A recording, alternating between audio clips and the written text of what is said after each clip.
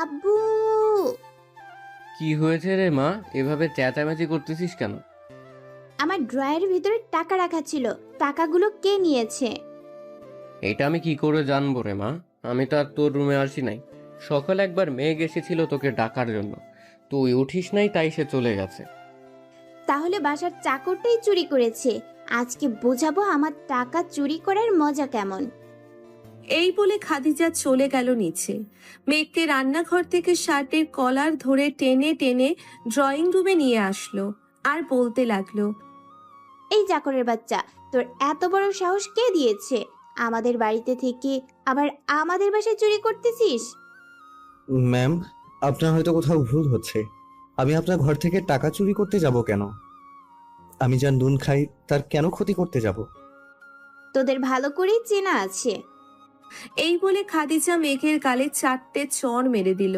খাদিজার বাবা দাঁড়িয়ে দাঁড়িয়ে দেখতেছে তার মেয়ের কাণ্ড কারখানা, কিন্তু তিনি কিছুই বলতে পারবে না, কারণ সে কিছু বলতে গেলে তার মেয়ে এই বাড়ি থেকে চলে যাবে। রহিম চাচা, রহিম চাচা, আপনার লাঠিটা নিয়ে আসেন তো তাড়াতাড়ি। কি হয়েছে মামুনি? তুমি মেঘকে এভাবে মারতেছো কেন? মেঘ কি করছে তোমার? সেটা আপনার না জানলেও চলবে রহিম চাচা। আপনি আপনার কাজ করেন গিয়ে। এইখানে দাঁড়িয়ে থেকে তামাশা দেখতে হবে না কারো। এই বলে খাদিজা লাঠিটা দিয়ে মেঘকে মারতে লাগলো। মেঘ বারবার খাদিজার পায়ে ধরে মাপ চাইতেছে, কিন্তু খাদিজার সেই দিকে কোনো ভ্রুক্ষেপই নেই। 2 ঘন্টা মারার পর খাদিজা মেঘের পেট বরাবর সজোরে এক লাথি মারল। মেঘ মা গো বলে চিৎকার করে উঠল, কিন্তু খাদিজা সেই দিকে খেয়াল না করে সোজা কলেজের দিকে রওনা হলো। এইদিকে রহিম চাচা মেঘকে মাটি থেকে তুলতে যাবে, এমন সময় দেখতে পেল মেঘের পেট থেকে রক্ত বের হচ্ছে। এটা দেখে রহিম চাচা চিৎকার করে বলতে লাগলো, স্যার, মেঘের অবস্থা খুবই খারাপ। মেঘের পেট থেকে রক্ত বের হচ্ছে অনেক। এখনই যদি হাসপাতালে না নিয়ে যাওয়া হয় তাহলে মেঘ মারাও যেতে পারে। কি বলতেছো সব? চলো তাড়াতাড়ি মেঘকে হাসপাতালে নিয়ে যাই। এই বলে রহিম চাচা আর চৌধুরী সাহেব মেঘকে তুলে গাড়িতে উঠিয়ে দিল। ড্রাইভার ড্রাইভ করতেছে, চৌধুরী সাহেব বসে আছে মেঘের পাশে।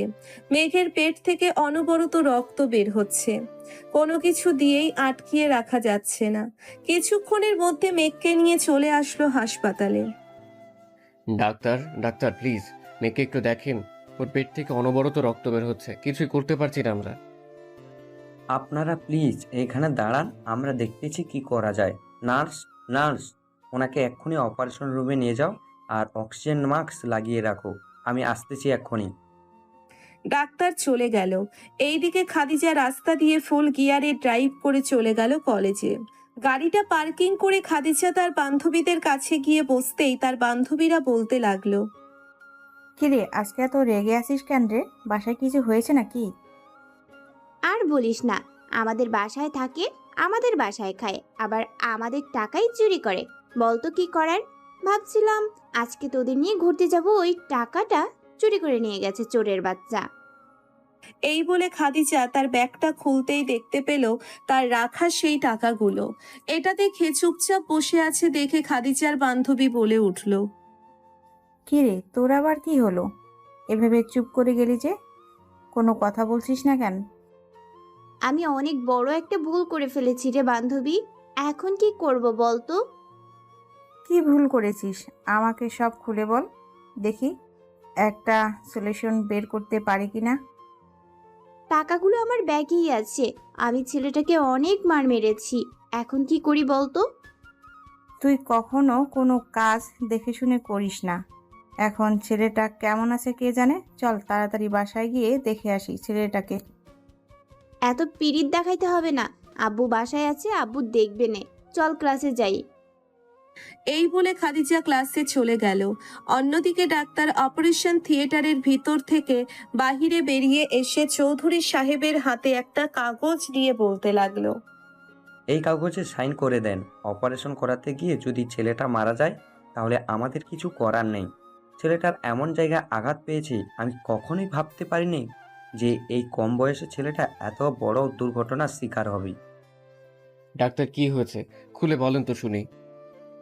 এখন খুলে বলার সময় নেই। এই কাগজে সাইন করে নিচে 10 লক্ষ টাকা জমা দিয়ে বলবেন আমাকে জানিয়ে দিতে। আমি অপারেশন রুমেই আছি। ঠিক আছে ডাক্তার, আমি এক্ষুনি টাকাগুলো জমা দিয়ে দিচ্ছি। আর আপনি যে করে হোক না কেন ছেলেটাকে সুস্থ করে তুলেন, ওর সাথে আমার অনেক কথা আছে। আমরা সর্বোচ্চ চেষ্টা করতেছি, আপনি শুধু আল্লাহকে ডাকেন। একমাত্র আল্লাহ তাআলা তাকেই সুস্থ করে দিতে পারে। এই বলে ডাক্তার অপারেশন থিয়েটারের ভিতরে চলে যায়। চৌধুরী সাহেব তার টাকাগুলো দিয়ে অপারেশন থিয়েটারের সামনে দাঁড়িয়ে আছে। প্রায় 5 ঘন্টা চলে গেল, ডাক্তারটা এখনো বের হয় নাই। বিকালে চৌধুরী সাহেবের ফোনে যেন কার কল আসলো। পকেট থেকে ফোনটা বের করে দেখে তার মেয়ে ফোন দিয়েছে। কলটা কেটে ফোনটা আবার পকেটে রেখে দিল। কিছুক্ষণ পর আবার ফোনটা বেজে উঠল চৌধুরী সাহেবের। কলটা রিসিভ করে বলতে লাগলো, কি চাস তুই এখন? আর একজনকে মেরে হাসপাতালে ভর্তি করেছিস, এখন কি তুই আমাকেও মারতে চাস নাকি? বাড়ি থেকে বেরিয়ে যা বলতেছি।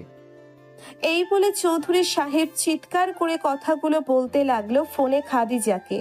চিৎকার করে কথা বলার কারণে চৌধুরী সাহেবের বুকে ব্যথা ওঠে। এটা দেখে রহিম চাচা তাড়াতাড়ি ডাক্তারকে বলে চৌধুরী সাহেবকে কেবিনে ভর্তি করিয়ে দেয়। কিছুক্ষণ পর খাদিজা আসলো হাসপাতালে। রহিম চাচার পাশে দাঁড়িয়ে বলতে লাগলো, চাচা, আব্বু কোথায়? কি চাও মামুনি তুমি এখানে? দুজন তো ভর্তি আছে, আরো কিছু লাগলে বলো, সবকিছুই দিয়ে দেই। তোমার মা যেমন ছিল ঠিক তুমিও তেমনই হয়েছ। মানুষ বলে না কুত্তার লেজ কখনোই সোজা হয় না, ঠিক তেমনিও কখনোই ভালো হবে না তুমি। এইসব কথাগুলো বলে রহিম চাচা চেয়ারে বসে পড়ে। খাদিজা অঝরে কান্না করতেছে। তার কান্না থামানোর মতো পাশে কেউ নেই। খাদিজা উঠে দৌড়ে চলে গেল বাহিরে। গাড়িটা নিয়ে সোজা তার মায়ের বাসায় চলে গেল। কলিং বেল দিতেই খাদিজার মা দরজা খুলে দিল। খাদিজাকে এমন সময় দেখে বলতে লাগলো, কিরে মা, তুই কান্না করছিস কেন? তোর বাবা কি তাকে কিছু বলেছে নাকি? এই আসলে আম্মু কি হয়েছে আমাকে সব খুলে বল। আসলে আম্মু আমাদের বাসায় একটা কাজের ছেলে ছিল, তাকে আমি বিনা কারণেই মেরেছি। সে হাসপাতালে ভর্তি আছে, সাথে আব্বুও ভর্তি আছে। আমি হাসপাতালে গিয়েছিলাম, কিন্তু আব্বু আমাকে অনেক কিছু বলেছে। চল তো আমার সাথে, আজকে তোর আব্বুকে দেখে ছাড়বো। চল তুই। আম্মু, এখানে আব্বু কোনো দোষ করে নাই, সব দোষ আমার ছিল। আমি আব্বু আর ওই ছেলেটাকে হাসপাতালে ভর্তি করিয়েছি। এখন কি করব বুঝতে পারছি না। চল তোর আব্বুকে দেখে আসি। তুমি যাও, আমি যাব না। আমার কিছুই ভালো লাগছে না, তুমি একাই চলে যাও। তোকে যেতে বলেছি আমার সাথে, তুই যাবি আর কোনো কথা বলবি না, এই বলে দিলাম। খাদিজা আর খাদিজার মা চলে গেল হাসপাতালে। গিয়ে দেখে চৌধুরী বাসার দারোয়ান বাহিরে বসে আছে। দারোয়ান খাদিজা ও তার মাকে দেখে বলতে লাগলো, আবার কেন এসেছেন এইখানে আপনারা দুজন? একবার তো আপনার মেয়ে তার বাবাকে ভর্তি করেছেন, এখন কি আপনিও চাইছেন মেরে ফেলার জন্য? রহিম চাচা, মুখ সামলে কথা বলবেন। আপনি বাসার চাকর, চাকরের মতো থাকবেন। সরেন সামনে থেকে। দেখেন ম্যাম, আমি দারোয়ান ঠিক আছে, তবে আমি কখনোই আমার মালিকের ক্ষতি হতে দিতে পারি না, তাই না? আপনাকেও ঢুকতে দেব না, ভিতরে যা খুশি করতে পারেন। বাহিরে চিল্লা চিল্লি শুনে খাদিজার বাবা কেবিন থেকে বেরিয়ে দেখতে পেল খাদিজা ও তার মা দাঁড়িয়ে আছে। এটা দেখে বলতে লাগলো, খাদিজা, ওনাকে বলে দে এখান থেকে চলে যেতে। আমি ওনার মুখ দেখতে চাই না। ভালোই ভালোই বলতেছি, চলে যেতে বল। তা না হলে আমার থেকে খারাপ আর কেউ হবে না। হাসান সাহেব, আমি কিন্তু এখনো আপনার স্ত্রী আছি, সেটা ভুলে যাবেন না। আমি আমার স্বামীকে দেখার জন্য এসেছি। তুমি তাও আবার আমার স্ত্রী? আসলে নার্গিস, তোমার সাথে সব সম্পর্ক আমার আরো 10 বছর আগে শেষ হয়ে গেছে। আমি আর চাই না ওইসব মনে করতে। তুমি চাইলে তোমার মেয়েকে নিয়ে যেতে পারো। 9 বছর তো কোলে পিঠে মানুষ করলাম, কিন্তু সে মানুষের মতো মানুষ করতে পারলো কি? তোমার মতো তার শরীরে রাগ জেদ সবটাই আছে। এইসব বলতেছে হাসান সাহেব দরজার সাথে দাঁড়িয়ে দাঁড়িয়ে। পাশ থেকে ডাক্তার বলে উঠল, হাসান সাহেব, আপনি উঠে এসেছেন কেন? এখন আপনার রেস্টের প্রয়োজন। আপনি প্লিজ বেডে গিয়ে শুয়ে থাকেন। আর আপনাদের বলতেছি, আপনারা প্লিজ এইখানে উচ্চস্বরে কথা বলবেন না, কারণ এটা হাসপাতাল। আপনাদের জন্য আরও মানুষের ক্ষতি হচ্ছে। ঠিক আছে ডাক্তার, আপনি যান। আমার আর উচ্চস্বরে কথা বলবো না। ডাক্তার চলে গেল। হাসান সাহেব কেবিনে গিয়ে বেডের উপর শুয়ে পড়ল। কিছুক্ষণ পর খাদিজা রুমে ঢুকে হাসান সাহেবের পা জড়িয়ে ধরে কান্না করতে করতে বলতে লাগলো, আব্বু, ও আব্বু, আমাকে প্লিজ মাফ করে দাও। আমি আর কখনোই এমন কাজ করব না। প্লিজ আব্বু, আমাকে এবারের মতো মাফ করে দাও। মারে, তুই যে কাজটা করেছিস সেটা খুব খারাপ কাজ হয়েছে রে মা। ছেলেটা এতিম, এমনিতেই তোর অত্যাচারে কাউকে কিছু বলে না, কিন্তু মাঝরাতে ঠিকই মোনাজাতে বসে বসে কান্না করে। তুই না দেখলেও আমি দেখি, তোকে কিছু বলতে পারি না। তুই যদি আমাকে ছেড়ে চলে যাস এর জন্য।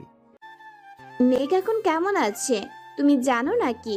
আমি ওর কাছে মাপ চাইবো। আব্বু, মেঘ কি আমাকে মাফ করবে?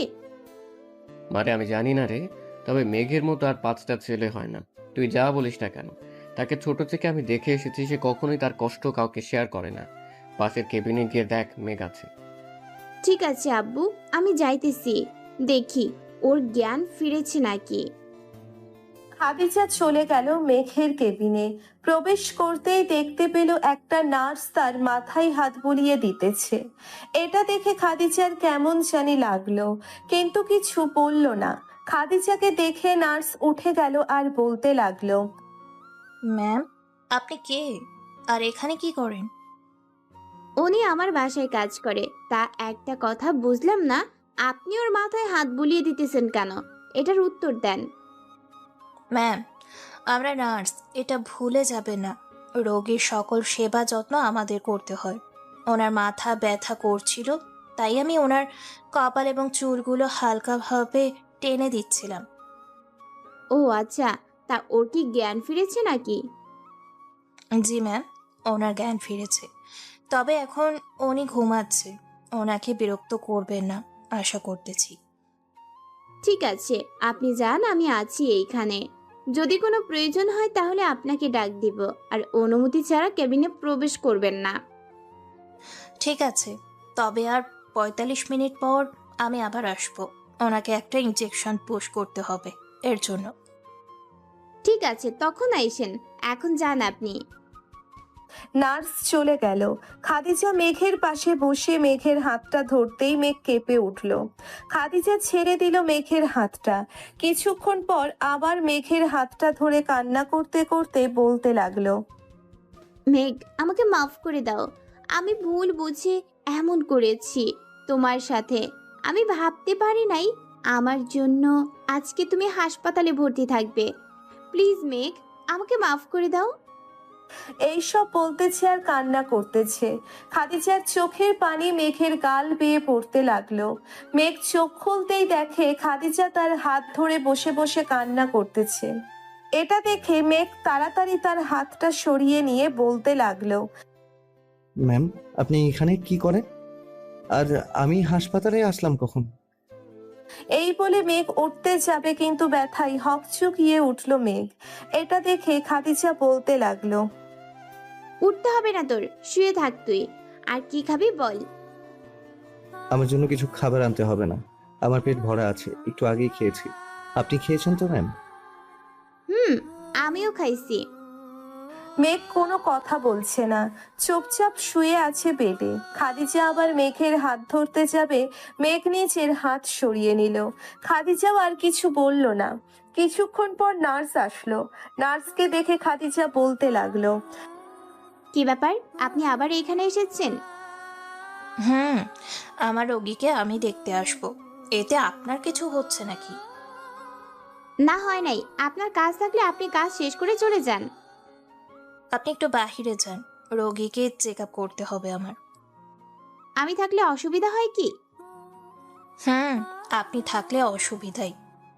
নার্সের কথা শুনে খাদিজার আগে কটমট করতে করতে চলে গেল বাহিরে। নার্স মেঘকে ইঞ্জেকশন দিয়ে মেঘের কানে কানে কি যেন বলে চলে গেল নার্স। এটা বাহির থেকে খাদিজা খেয়াল করলো। খাদিজা ভিতরে এসে দেখতে পেল মেঘ ঘুমিয়ে আছে। এটা দেখে মেঘকে আর ঘুম থেকে জাগালো না।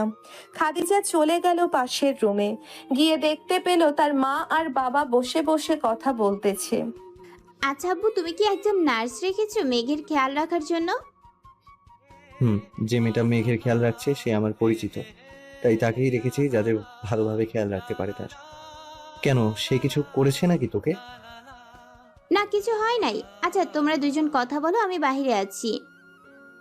এই বলে খাদিজা চলে গেল নিচে, গিয়ে দেখতে পেল প্রায় 50টা গাড়ি হাসপাতালের পার্কের ভিতরে ঢুকেছে। এটা দেখে খাদিজা থমকে দাঁড়ালো আর মনে মনে ভাবতে লাগলো, ওনারা কারা আর এইখানে এসেছে কেন?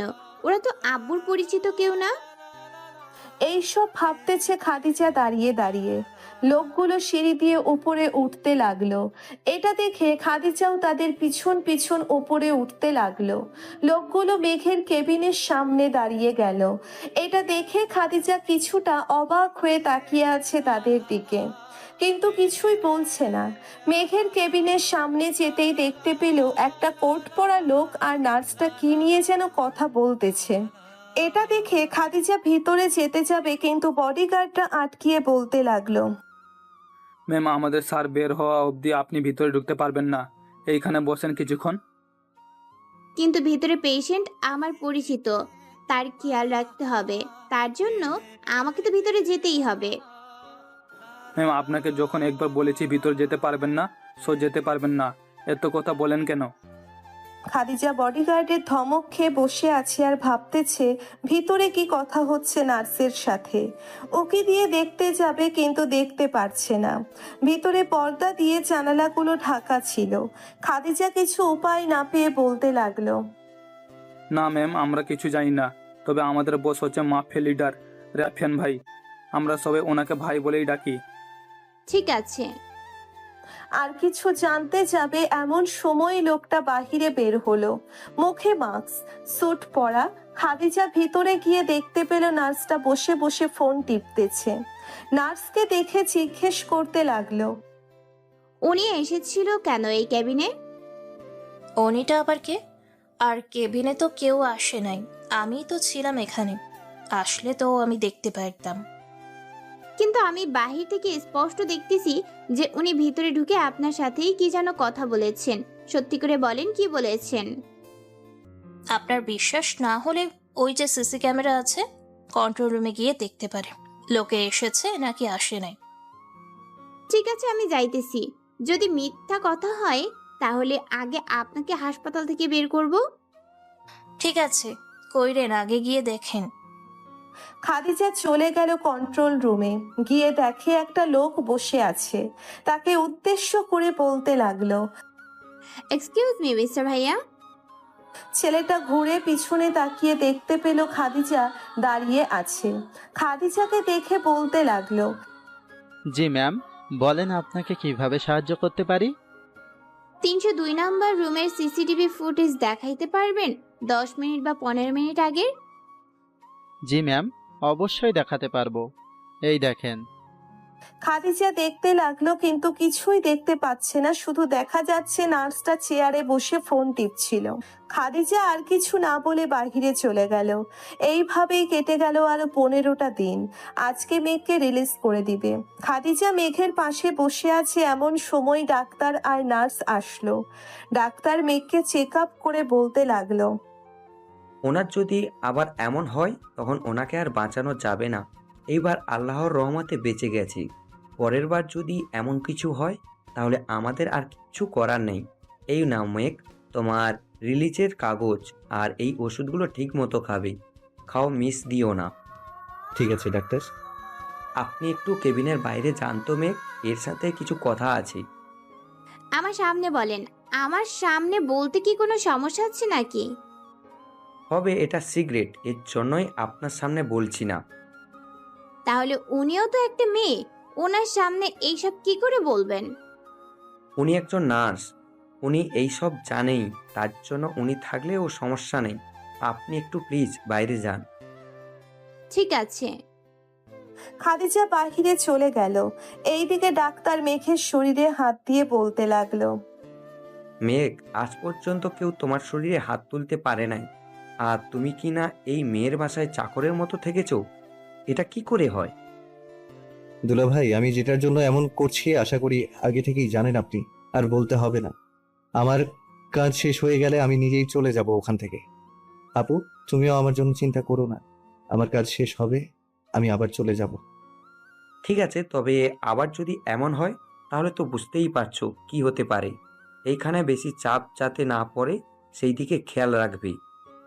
সেটা চিন্তা করবেন না, আমি একদম ঠিক আছি। আর মামুনি কেমন আছে? সে আসেনি? না, তোমার মামনিকে জানানো হয় নাই। সে জানলে জানোই তো, তোমার জন্য কান্না করে, তাই তাকে বলি নাই কিছু। ভালো করছেন না বলে। দেখতে দেখতে 10টি দিন চলে গেল। মেঘকে নিয়ে সবাই বাসায় চলে গেল। রাতে খাওয়া দাওয়া করে সবাই শুয়ে আছে। রাত 3টে এমন সময় মেঘের পানি পিপাসা পেল। বোতলের দিকে তাকিয়ে দেখে পানি নেই। সিঁড়ি বেয়ে নিয়ে নামতেই দেখতে পেল কে যেন ফ্রিজ থেকে কি বের করতেছে। এটা দেখে মেঘ চুপি চুপি রান্নাঘরে গিয়ে তাকে জড়িয়ে ধরে বলতে লাগলো, আঙ্কেল, চোর ধরেছি, চোর তাড়াতাড়ি আসেন। এই, আমি চোর না, আমি খাদিজা। আর তোর সাহস কি করে হলো আমার শরীরে হাত দেওয়ার? এই বলেই মেঘের গালে ঠাস ঠাস করে 2টা চড় মারলো। মেঘের চোর চোর বলার শব্দে সবাই নিচে এসে দেখতে পেল যে খাদিজা মেঘকে চড় মেরে বলতেছে, তোরা ফাঁক পেলেই মেয়েদের শরীরে হাত তুলিস, এটাই তোদের বড় অপরাধ। তোরা বাড়ির চাকর, তোদের লাই দিতে দিতে মাথায় তুলে ফেলেছে আব্বু। এই বলে খাদিজা আবারও সজোরে মেঘের পেটে দিল এক লাথি। মেঘ কিছুটা দূরে গিয়ে ছিটকে পড়ল। নিচের দিকে তাকাতেই দেখতে পেল যে তার পেট থেকে রক্ত বের হচ্ছে আবার। এটা দেখে চৌধুরী সাহেব দৌড়ে এসে মেঘকে বলতে লাগলো, মেঘ, কি হয়েছে আবার? না, কিছু হয়নি, আপনি গিয়ে ঘুমিয়ে থাকেন। তোমার পেট থেকে তো আবার ব্লিডিং হচ্ছে। চলো এক্ষুনি তোমাকে ডাক্তারের কাছে নিয়ে যেতে হবে। না, ডাক্তারের কাছে যেতে হবে না, আমি আমার রুমে গিয়ে ট্রিটমেন্ট করে নেব। এই বলে মেঘ উঠতে যাবে, দেখতে পেল যে তার রক্তে পুরো ফ্লোর ভেসে যাচ্ছে। এটা দেখে চৌধুরী সাহেব তাড়াতাড়ি করে ফোন দিল হাসপাতালে। কিছুক্ষণের মধ্যে অ্যাম্বুলেন্স চলে আসলো। মেঘকে নিয়ে সোজা হাসপাতালে চলে গেল। অন্যদিকে খাদিজা তার রুমে বসে ভাবতে লাগলো, আমি রাগের মাথায় কি মেঘের পেটের ওইখানে আবার লাথি মেরে দিয়েছি? এইসব ভাবতে ভাবতে নিচে এসে দেখে কেউ নেই। ভাবছে সবাই হয়তো ঘুমিয়ে গেছে, কিন্তু ফ্লোরের দিকে তাকাতেই দেখতে পেল রক্তে ভেসে গেছে ফ্লোর। এটা দেখে খাদিজার কিছুটা খটকা লাগলো। তাড়াতাড়ি করে তার রুমে গিয়ে ফোনটা নিয়ে তার বাবার ফোনে ফোন দিল। রিং হচ্ছে কিন্তু রিসিভ করছে না। কয়েকবার ট্রাই করার পর ফোনটা রিসিভ করতেই খাদিজা বলতে লাগলো, আব্বু, তোমরা কোথায় আছো এখন? আমরা এখন হাসপাতালে আছি, আর তুই কখনোই আমার সামনে আসবি না। তোকে আমি আর দেখতে চাই না। কিন্তু আব্বু। খাদিজা আর কিছু বলতে পারল না। চৌধুরী সাহেব ফোনটা কেটে দিল। হাসপাতালে বসে আছে চৌধুরী সাহেব, আর তার পাশে বসে আছে একজন ভদ্রলোক।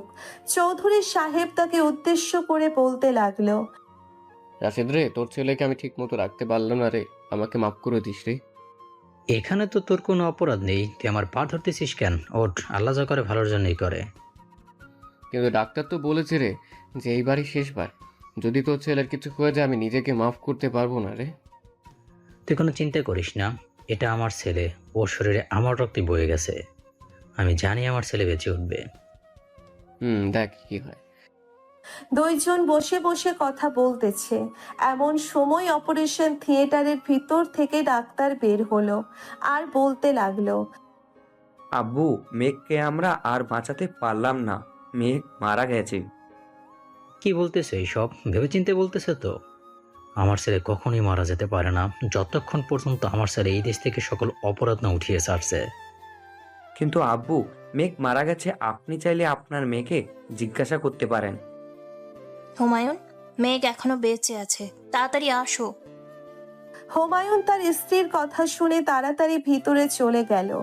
অপারেশনে আবার শুরু করলো। প্রায় 7 ঘন্টা অপারেশন করার পর সবাই অপারেশন থিয়েটারের ভিতর থেকে বের হলো মেঘকে নিয়ে।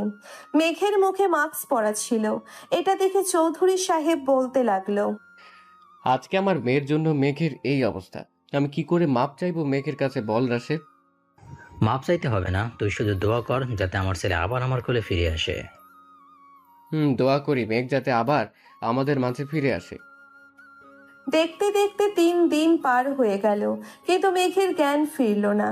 এটা দেখে খাদিজার বাবা ডাক্তারকে বলতে লাগলো, আশা করতেছি আর 2-3 ঘন্টার মধ্যে মেঘের জ্ঞান ফিরবি। হুমায়ুন আর খাদিজার বাবা কথা বলতেছে এমন সময় মেঘ আস্তে আস্তে চোখ খোলে। হুমায়ুনকে ডাক দিয়ে বলতে লাগলো, দুলা ভাই, না তো, আমাদের মেঘ চোখ খুলেছে। এখন কেমন লাগতেছে মেঘ তোমার? এই তো ভালো দুলা ভাই। আপনারা সবাই কেমন আছেন? আমরা সবাই ভালো আছি। তোমার মামুনি তো তোমার জন্য কান্না করেছে খুব। আমি ফোন দিয়ে বলতেছি তাকে নিয়ে আসার জন্য। ঠিক আছে, বলেন তাহলে। আঙ্কেল, আপনি কেমন আছেন? আমি মেঘ ভালো আছি। তোমার কাছে কি করে যে মাপ চাইবো বুঝে উঠতে পারছি না। আমার মেয়ের জন্য তুমি দুইবার হাসপাতালে ভর্তি হয়েছো, তার জন্য আমার মেয়ের হয়ে আমি মাপ চেয়ে নিচ্ছি। আর মাপ চাইতে হবে না। আপনাদের কারোর উপরই আমার রাগ নেই। আপনারা আমাকে ছোট থেকে লালন পালন করেছেন, এই জন্য অসংখ্য ধন্যবাদ জানাই আপনাদের। মেঘ আর চৌধুরী সাহেব কথা বলতেছে এমন সময় কেবিনে ছোট একটা মেয়ে ঢুকে বলতে লাগলো, চাচু। আরে মামুনি, তুমি চলে এসেছো? চাচু, তোমার কি হয়েছে? এখানে শুয়ে আছো কেন? চলো বাসায় যাবে। না আম্মু, তোমার চাচু অসুস্থ, এখন যেতে পারবে না। আরো কয়েকদিন পর যাবে তোমার চাচু। ঠিক আছে আম্মু, তবে আমি আজ থেকে চাচুর সাথেই থাকবো। আমি বাসায় যাব না। ঠিক আছে, যখন থাকবে তখন দেখা যাবে। এখন তোমার দাদুর সাথে বাসায় যাও, আমি আসতেছি একটু পর। ঠিক আছে আম্মু। মামুনি চলে গেল। মেঘ তার বোনকে ডেকে বলতে লাগলো, আপু, আমার ফোনটা কোথায়? আর আমার মানিব্যাগ কি এখানেই আছে নাকি বাসায় আছে? এটা তো জানি না, একটু অপেক্ষা করো, আমি জিজ্ঞেস করে আসতেছি রিসেপশনে। ঠিক আছে, যাও তাহলে। মেঘের বোন চলে গেল নিচে। কিছুক্ষণ পর এসে বলতে লাগলো, এই নে তোর মানি ব্যাগ আর ফোন। আচ্ছা আপু, তুমি আব্বু আর আঙ্কেলকে বলে দাও তারা বাসায় চলে যেতে। আমি আমার বাসায় চলে যাব, এখানে আর থাকবো না। দেখ ভাই, পাগলামো করিস না। তোর সেলাই এখনো ভালো হয় নাই, কিন্তু বেশি নড়াচড়া করলে আবার সমস্যা হতে পারে। কয়েকটা দিন এইখানে থাক, এরপর না হয় যাস যেখানে ইচ্ছে সেখানে। না আপু, আমি আজকেই চলে যাব রাতে। আমার যা যা ওষুধ খাওয়ার দরকার তুমি একটা ব্যাগে ভরে দিয়ে দাও, আমি খেয়ে নিব না। প্লিজ ভাই, তুই তো কখনোই আমার কথা শুনিস না। আজ অন্তত শোন আমার কথাটা, আজকের মতো এইখানে থেকে যা। ঠিক আছে। মেঘ তার মানিব্যাগ থেকে একটা সিম বের করে ফোনে ঢুকাতেই ফোন টিরিং টিরিং করে বেজে উঠল। হাজার হাজার মেসেজ, হাজার হাজার ফোন কল আসতে লাগলো মেঘের ফোনে। কিছুক্ষণের জন্যে ফোনটা মনে হয় ঘরটাতে ভূমিকম্প উঠিয়ে দিয়েছিল। প্রায় 10 মিনিট পর মেঘ একটা নাম্বার ডায়াল করে ফোন দিল। একবার রিং হতেই ওই পাশ থেকে রিসিভ হতেই বলতে লাগলো, ভাই, আপনি কোথায় আছেন এখন? আমাদের বলেন, আমরা আসতেছি। গত 5 বছর ধরে না তো আপনার কোনো খোঁজ পাচ্ছি, না তো আপনাকে ফোন দিয়ে পাচ্ছি। এইসব বাদ দে, আগে বল ওই দিকের কি খবর? আমি চলে আসার পর থেকে কি মিশন শুরু করেছিলি আরো, নাকি? না ভাই, আপনি যাওয়ার পর গ্যাং থেকে সবাইকে চলে যেতে বলেছি, কারণ তাদেরও তো সংসার আছে, তাদের পরিবারের পেটেও তো খাবার জোটাতে হবে। ভালো করেছিস। আজকে সবাইকে ফোন দিয়ে বলে দে কালকের মধ্যে যেন সবাই আবার ডেরায় চলে আসে। আমি আবার ফিরে আসছি। সত্যি ভাই, আপনি ফিরে আসবেন আবার? আমি আবার ফিরে আসব। কাল সকালে তুই RS মেডিকেল হাসপাতালে চলে আসিস, আমি এইখান থেকে তোর সাথে চলে যাব। কেন ভাই, আপনি হাসপাতালে কি করেন? অসুস্থ নাকি আপনি? একটু আছি অসুস্থ। আমি আসতেছি ভাই এখনই। তোর আসতে হবে না, তুই কালকে সকালে আসবি। আমি এখন রাখি, কালকে সকালে এসে ফোন দিস। এই বলে মেঘ সাথে সাথে তার ফোনটা কেটে দিল। দরজার দিকে তাকিয়ে দেখতে পেল খাদিজা দাঁড়িয়ে আছে। খাদিজাকে দেখে না চেনার ভান করে বলতে লাগলো, আপু, উনি কে আর এইখানে কি করে? কেন, এটা তোর ম্যাম, চিনিস না নাকি? আমি চিনবো কি করে? আর উনি আমার ম্যাম হতে যাবে কেন? আমি তো কোনো অফিসে চাকরি করি না যে উনি আমার ম্যাম হবে। মেঘ, এই শেষবারের মতো মাফ করে দাও আমাকে। তোমাকে রাগের মাথায় অনেক কিছু বলে ফেলেছি, আমার ভুল হয়েছে, প্লিজ মাফ করে দাও। আরে কে আপনি? আমার কাছে মাফ চাইছেন কেন? আমি তো আপনাকে চিনি না। আপু, ওনাকে বলেন আমার এখান থেকে চলে যেতে, আমার মাথা ব্যথা করছে। খাদিজা প্লিজ, তুমি চলে যাও। এখন যদি ওর সাথে কথা বলো তাহলে আরও শরীর খারাপ হতে পারে। তার চাইতে তুমি এখান থেকে চলে যাও। ঠিক আছে, আমি বাইরে বসে আছি, যদি কিছু লাগে তাহলে বলবেন আমাকে। এখন কিছু লাগবে না, তুমি বাড়িতে চলে যাও। যদি দরকার পড়ে তাহলে আমরা এখানে আছি, আমরাই এনে নিতে পারবো। ঠিক আছে। খাদিজা চলে গেল। মেঘের বোন মেঘের কাছে গিয়ে বলতে লাগলো, কিরে, তুই ওর সাথে এমন ব্যবহার করছিস কেন? আমি বুঝতে পারলাম না। মেয়েটা তোর কাছে মাপ চাইতে এসেছে, তুই না চেনার ভান করে চলে যেতে বললি। আপু, এখন আর ওর মুখ দেখতে চাই না। আর কালকে সকালে আমি এখান থেকে চলে যাব। আমার কথা যাতে কেউ না জানে আমি কোথায় গিয়েছি, কি করি। ঠিক আছে, বলবো না। দেখতে দেখতে রাত হয়ে আসলো। রাতে খাওয়া দাওয়া করে মেঘ তার ঔষধগুলো খেয়ে বেডে শুয়ে আছে। এমন সময় মেঘের ফোনটা বেজে উঠল। তাকিয়ে দেখে অচেনা নাম্বার। রিসিভ করতেই ওই পাশ থেকে বলতে লাগলো, কি রে, তুই নাকি আবার মাফিয়া জগতে ফিরে আসবি? এটা কি সত্যি নাকি? আমি ফিরে আসবো এটা বলেছে কে শুনি? আর আমার নম্বরই বা কোথায় পেয়েছিস?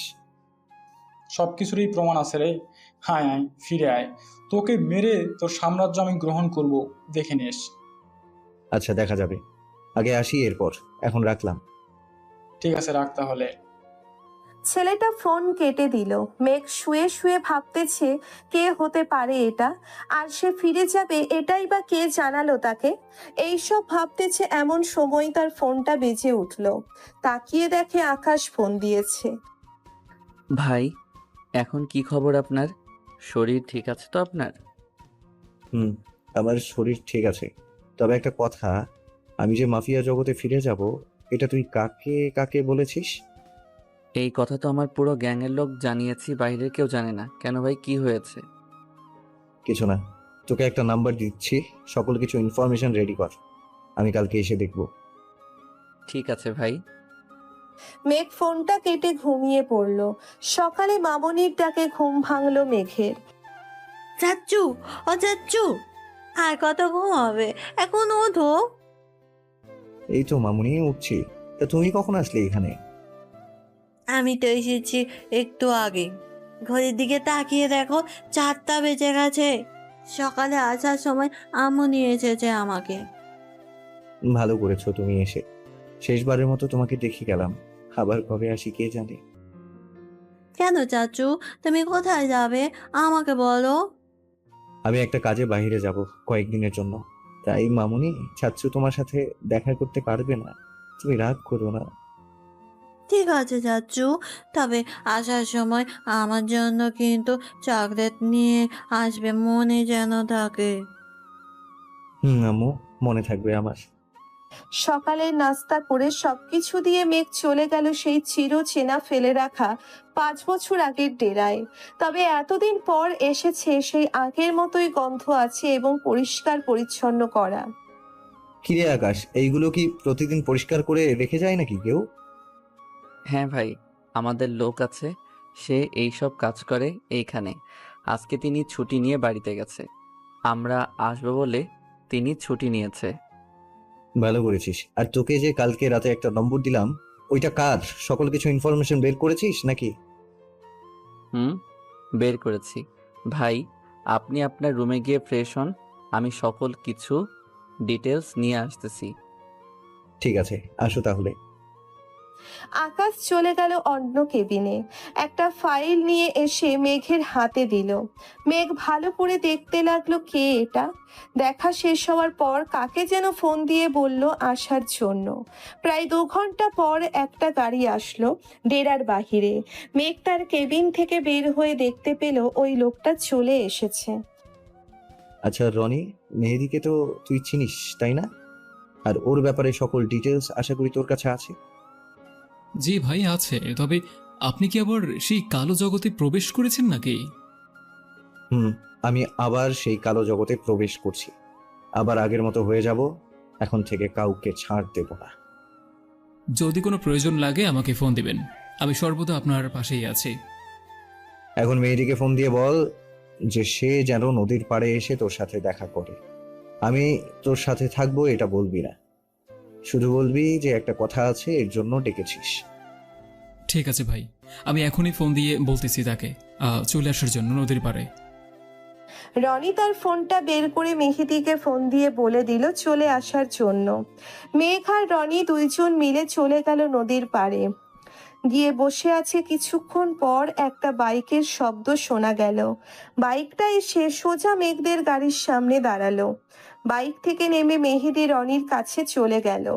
কিছুক্ষণ পর রনি আর মেহেদি আসলো গাড়ির ভিতরে। মেঘকে দেখে মেহেদি চমকে উঠে বলতে লাগলো, কি ব্যাপার রনি ভাই, আপনি আমাকে ডেকে এনেছেন ওনার সাথে দেখা করতে নাকি? দেখা করানোর জন্য। ভাই আপনি কথা বলে নিন, আমি বাইরে আছি। ঠিক আছে রনি। রনি চলে গেল বাহিরে। এইদিকে মেঘ মেহেদির হাতটা খপ করে ধরে বলতে লাগলো, কিরে, বহুতবার বেড়েছিস তাই না? আবার আমাকে হুমকি দিয়ে বলিস যে আমাকে মেরে ফেলবি তাই না? এখন তোকে কে বাঁচাবে বলতো? কে বাঁচাবে মানে? রনি ভাই বাঁচাবে আমাকে। রনি ভাই প্লিজ আমাকে বাঁচান। মেহেদি সরি রে, তোর জন্য আমি চাই না কিছু মেয়ের জীবনটা নষ্ট হোক। তাই তুই ভাইয়ের কাছেই থাক, ভাই তোকে শাস্তি দিক। এখন তো আমি তোর সামনে আছি, মারবি না? মার আমাকে, আমিও দেখতে চাই তুই কিভাবে আমাকে মারিস। এই বলে মেঘ তার কোমর থেকে পিস্তলটা বের করে মেহেদির মাথায় পিস্তল ঠেকিয়ে বলতে লাগলো, এই পিস্তলে 2টা বুলেট আছে। তোর যদি ভাগ্য থাকে তাহলে বেঁচে যাবি, আর মরণ লেখা থাকলে তো হয়েছি। ভাই প্লিজ মাফ করে দেন, আমি আপনার সারা জীবন গোলামি করেই খাবো, তবুও আমাকে মাইরেন না। তোর মতো নর পশু রাখার কোনো ইচ্ছে নেই, তার চেয়ে ভালো হবে তুই মরে যা। এই বলে মেঘ ঠাস করে গুলি চালিয়ে দিল। সাথে সাথে মেহেদি শেষ নিঃশ্বাস ত্যাগ করলো। মেহেদিকে ধাক্কা দিয়ে বাহিরে ফেলে দিল মেঘ। আর রনি ভাই বলতে লাগলো, এই রনি, গাড়িতে ওঠ, এখন সোজা ডেরায় চলে যা। কিন্তু মেহেদির লাশটা এইখানেই ফেলে রেখে চলে যাবে নাকি? আজ থেকে খবরের হেড নিউজে লেখা থাকবে মেঘ চৌধুরী আজকে দিনের বেলাও একজন মাফিয়ার ডান হাতকে খুন করেছে। এইসব বলবে, আশা করি বুঝতে পারছিস। ভাই বুঝতে পারছি, চলেন আপনাকে নামিয়ে দিয়ে এসে আমি আমার কাজ করব আবার। ঠিক আছে। রনি চলে আসলো ডেরায়। মেঘকে নামিয়ে দিয়ে সোজা চলে গেল এখান থেকে। রাতে মেঘ বিছানায় শুয়ে আছে, এমন সময় রনির ফোন কল। হ্যালো ভাই, আপনি কোথায় আছেন? এখন আপনার উপর বিপদ আছে, সাবধানে থাকবেন আপনি। কেন রনি, কি হয়েছে? কেউ কি আমার ক্ষতি করতে চেয়েছে নাকি? ভাই, শামীমের লোকেরা আসতেছে আপনাকে খুন করার জন্য। আমি আসবো নাকি আপনার ওইখানে? আরে তোর আশা লাগবে না, আমারই লোক আছে এইখানে। এখন রাখি, পরে ফোন দিব আবার। ঠিক আছে ভাই, তাহলে রাখেন। মেঘ ফোনটা কেটে চলে গেল বাহিরে। আকাশকে ডাক দিয়ে বলতে লাগলো, এই আকাশ, কোথায় আছিস রে তুই? একটু তাড়াতাড়ি বাইরে বের হ, কথা আছে তোর সাথে। ভাই বলেন কি হয়েছে? আর আপনাকে না বললাম রেস্ট নিতে, এখন আবার উঠে আসলেন কেন? আমাকে ডাকলেই হতো। আমাদের মারার জন্য লোক আসছে, তুই রেডি থাকিস। আর আমাদের বাকি লোকদের বলে দে যে এমন ভাবে গুলি করতে যাতে তারা না মারা যায়। আপনি গিয়ে কেবিনে শুয়ে থাকেন, এই দিকটা আমরা দেখে নিতেছি। ঠিক আছে, ওরা আসলে আমাকে ডাক দিস, ওদের সাথে অনেক দিনের বোঝাপড়া বাকি রয়েছে। এই বলে মেঘ তার রুমে চলে গেল। ফ্রেশ হয়ে বসে আছে এমন সময় বাহিরে চিৎকার চেঁচামেচির আওয়াজ শুনে বাহিরে গিয়ে দেখে সবাই যুদ্ধ করতেছে। মেঘ তার পিস্তলটা বের করে এলোপাথারি গুলি করতে লাগলো। কিছুক্ষণের মধ্যে 20 জনকে মেরে মাটিতে ফেলে দিল। এবার বেঁচে আছে শুধু তাদের লিডার। ওর কাছে যেতেই মেঘ বলতে লাগলো, কিরে, তোর কয় বংশ? তাদের বল আসার জন্য। অসুস্থ শরীর নিয়েও তোর সাথে কথা বলছি, এটা ভাগ্যের ব্যাপার তোর। এখন মেইন কথায় আসি। তুই বল, এই 5 বছরে কয়টা মেয়ের জীবন নষ্ট করেছিস আর কয়টা মেয়েকে ধর্ষণ করেছিস?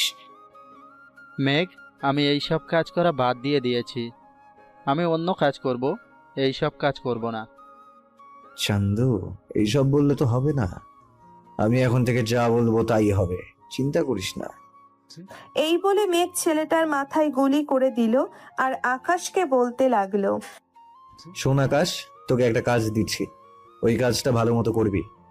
আর আমাদের যত গুপ্তচর আছে সবাইকে কাজে লাগিয়ে দে। ওরা যে তারও ইনফরমেশন আমাদের এনে দিতে পারে। ভাই, আপনার বলতে হবে না, আমি তাদের কাজে লাগিয়ে দিয়েছি। ওরা আমাকে প্রতিনিয়ত আপডেট জানাইতেছে, কোথায় কি হচ্ছে, কোথায় কি না হচ্ছে। ঠিক আছে, এইভাবেই কাজ করতে থাক। আর শুনেছি কিছুদিন আগে ভারতের সীমানা ক্রস করে ইন্ডিয়ান মাফিয়া নাকি এসেছে আমাদের দেশ থেকে মেয়ে নিয়ে যাওয়ার জন্য। এটা কি সত্যি কথা নাকি মিথ্যা? ভাই, এটা মাঝ পথে পুলিশদের কাছে ধরা পড়ে যায়। পুলিশদের আমরা খবর দিয়েছিলাম। ও আচ্ছা, ভালো একটা কাজ করেছিস। আজকে তো রাত হয়ে গেছে অনেক, এখন গিয়ে ঘুমিয়ে পড়। সকালে থানায় যাব ভারতের মাফিয়া কিংকে দেখতে। ভাই, ওর কাছে গিয়ে কি হবে আমাদের? ওর কাছে গিয়ে আমাদের কোনো কাজ নেই। আমাদের কাজ হচ্ছে চট্টগ্রাম শহরে যাওয়া, কারণ ওইখানে একজন মানবতার ফেরিওয়ালা মিল্টন সামাদ, সে নাকি রাস্তা অন্যান্য থেকে মানুষ নিয়ে তাদের কিডনি এবং জিনিস বিক্রি করে দেয়। পরে ওদের মৃত্যু হয়ে গেলে নতুন বাহানা খুঁজে ওদেরকে কবর দিয়ে দেয়। এটা কি সত্যি বলছিস নাকি মিথ্যা বলছিস? আগে সবকিছুর প্রমাণ বের কর, এরপর ওর ব্যবস্থা নিচ্ছি আমি। ঠিক আছে ভাই, এখন ঘুমান গিয়ে, অনেক রাত হয়েছে। মেঘ চলে গেল তার কেবিনে। এদিকে আকাশ সকল খোঁজখবর নিতে লাগলো মিল্টনস আমাদের ব্যাপারে। খোঁজখবর নেওয়া শেষ হতেই আকাশ তার রুমে গিয়ে ঘুমিয়ে পড়ল। সকালে মেঘ ঘুম থেকে উঠে বাইরে বেরিয়ে দেখে তার বন্ধু সৈকতের লাশ ঝুলতেছে। এটা দেখে মেঘ তাড়াতাড়ি করে সৈকতের লাশটা মাটিতে নামালো। আকাশের ঘুম ভেঙে গেল মেঘের ডাকে। হে আকাশ, তোরা কোথায় আছিস রে? তাড়াতাড়ি বের হ। সৈকতকে কে যেন মেরে এখানে রেখে গেছে। সৈকতকে তাড়াতাড়ি হাসপাতালে নিয়ে যেতে হবে, না হলে তাকে বাঁচানো যাবে না। ভাই, আপনি এখানে একটু অপেক্ষা করেন, আমি গাড়িটা বের করে আনতেছি। সৈকতের অবস্থা খুবই খারাপ। এই বলে আকাশ গাড়িটা নিয়ে মেঘের কাছে চলে আসলো। সৈকত আর মেঘ পিছনে বসে আছে। সৈকতের মুখে অক্সিজেন মাস্ক লাগানো। 10 মিনিটের মধ্যে চলে আসলো হাসপাতালে। মেঘ চিৎকার করে ডাক্তারকে ডাকতে লাগলো, ডাক্তার, ডাক্তার আপনি কোথায়? তাড়াতাড়ি এইদিকে আসেন। মেঘের চিৎকারের শব্দে সকল ডাক্তার আর নার্স বাইরে চলে আসলো। ডাক্তার, আমার বন্ধুকে আপনারা বাঁচান। আপনি কোনো চিন্তা করবেন না, আপনি এখানে বসেন, আমরা দেখছি কি করা যায়। এই বলে ডাক্তার আর নার্স সৈকতকে নিয়ে অপারেশন থিয়েটারের ভিতরে ঢুকে গেল। প্রায় 2 ঘন্টা পর ডাক্তার বের হয়ে আসলো। মেঘ ডাক্তারের কাছে গিয়ে বলতে লাগলো, ডাক্তার, সৈকতের কি অবস্থা এখন? সে কি বেঁচে আছে নাকি মরে গেছে? সৈকত এখন বেঁচে আছে, উনি এখন আউট অফ ডেঞ্জার। একটু পর তাকে কেবিনে শিফট করা হবে, তখন আপনারা চাইলে দেখা করতে পারেন। ধন্যবাদ আপনাকে ডাক্তার, আমাদের বন্ধুকে বাঁচিয়ে এনে দেওয়ার জন্য। ধন্যবাদ দেওয়ার কোনো প্রয়োজন নেই, কারণ আমাদের পেশাটা এরকম রোগীদের সেবা যত্ন করে। ডাক্তার চলে গেল। মেঘ চলে গেল সৈকতের যে রুমে রাখা হয়েছে ওই রুমে। মেঘ যেতেই নার্স বলতে লাগলো, দেখেন, ওনাকে বিরক্ত করবেন না, এখন উনি এখন ঘুমাচ্ছে, ওনাকে ঘুমাতে দেন, না হলে পরে ওনার বিপদটা আরো বেড়ে যাবে। ঠিক আছে নার্স, তবে আমি কি এখানে বসে থাকতে পারি? হ্যাঁ, বসে থাকেন, তাতে সমস্যা নেই। রোগীর যখন জ্ঞান ফিরবে তখন আপনারা কথা বলতে পারবে। এর আগে কোনো কথা বলবেন না। ঠিক আছে নার্স। নার্স চলে গেল। মেঘ চুপচাপ বসে আছে আর ভাবতেছে কে মারতে পারে এমন ভাবে। এসব ভাবতেছে তখন আকাশ কেবিনে প্রবেশ করলো। মেঘকে দেখে বলতে লাগলো, ভাই আপনি বাসায় চলে যান, এখানে থাকলে আপনার কষ্ট করতে হবে। আর সৈকতকে যারা মেরেছে তাদের সকলকে আমি খুঁজে বের করব। আজকের মধ্যে এই কথা দিলাম আপনাকে। ঠিক আছে, তুমি যখন এতবার বলছো তাহলে তোমার উপর ভরসায় রইলাম। এখন আমিও খাওয়া দাওয়া করে একটু গল্প করব। মেঘ খাওয়া দাওয়া করে তার ঔষধগুলো খেয়ে নিল। খাওয়া শেষ হতেই আকাশ প্রবেশ করলো কেবিনের ভিতর। ভাই খবর পেয়ে গেছো সৈকতকে কারা মেরেছে? শুধু একবার বল, কারা মেরেছে?